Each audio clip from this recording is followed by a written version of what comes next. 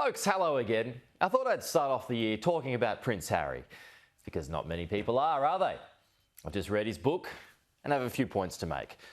Prince Harry's become a bore, a brat even, an entitled brat who's jealous of his older brother and over time has developed a massive victim complex. Everything bad that happens seems to always be someone else's fault. When it comes to dressing up in a Nazi uniform, taking drugs or outing his own family's dirty laundry, it's someone else's fault. The man was born with everything he needs in life. He never has to worry about anything. He could literally do nothing and still live a life of tremendous luxury and wealth. Food, bills, mortgages, access. It's all there for him on a silver platter, while the rest of the world struggles with soaring inflation and everything that's attached to that. Harry appears self-obsessed and often completely lacking in empathy, wanting, take for example, clear the air talks with his father Charles on the same day that Charles buried his father, the Duke of Edinburgh. It was at the start of his book Spare. I'm amazed Charles and William even showed up to that one, but I still can't get past the overarching fact. He tips the bucket on his family for 407 pages and then says in a series of soft interviews to promote the book that he hopes for reconciliation. Now that is the grandest of delusions. I would like to get my father back. I would like to have my brother back.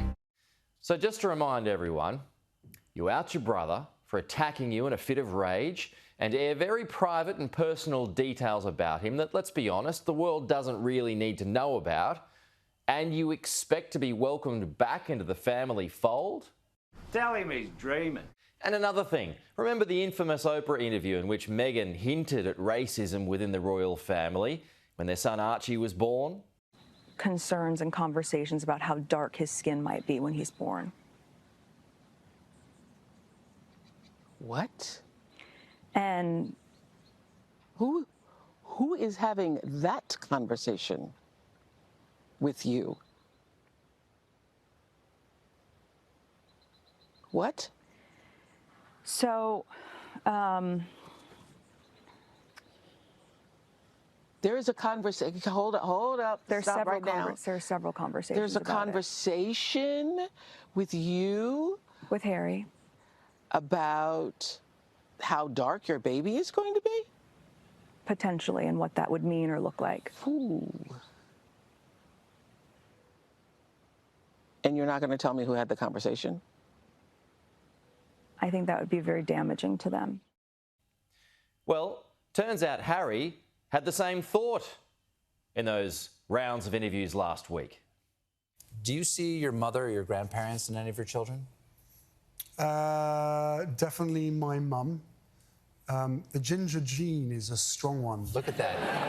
Both of them. The Spencer gene is very, very strong. I actually really genuinely thought at the beginning of my relationship that should this go the distance and then we have kids, that there's no way the ginger gene will stand up to my wife's genes, but I was wrong.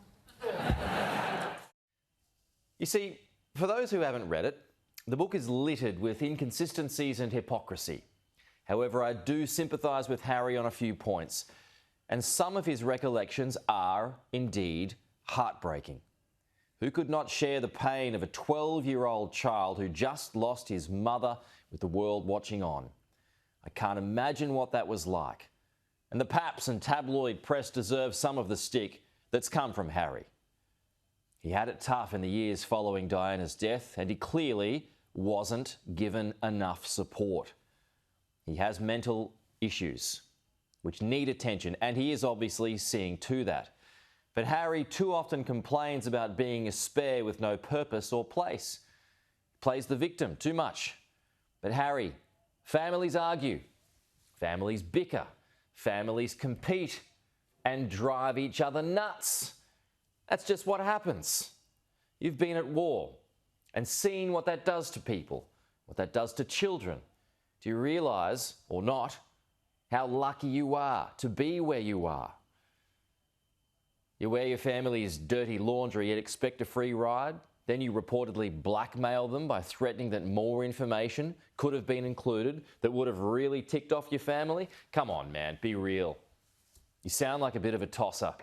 And if your aim is to bring down the royal family, you are mistaken. Charles and William don't have to say anything and will remain more popular than you. And that's your own fault. Thanks for watching. To support this channel, please like, share and subscribe below. I'll see you next week.